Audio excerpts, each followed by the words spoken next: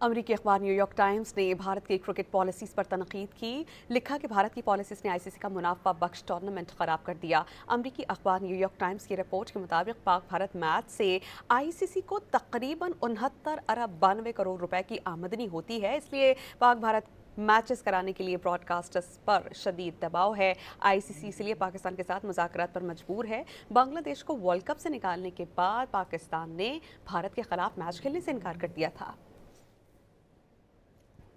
अमरीकी अखबार New York times ने भारत की क्रिकेट पॉलिसीज पर तनकीद की। लिखा कि भारत की पॉलिसीज ने आईसीसी का मुनाफा बख्श टूर्नामेंट खराब कर दिया। अमरीकी अखबार न्यूयॉर्क टाइम्स की रिपोर्ट के मुताबिक पाक भारत मैच से आईसीसी को तकरीबन 69 अरब 92 करोड़ रुपए की आमदनी होती है। इसलिए पाक भारत मैचेस कराने के लिए ब्रॉडकास्टर्स पर शदीद दबाव है।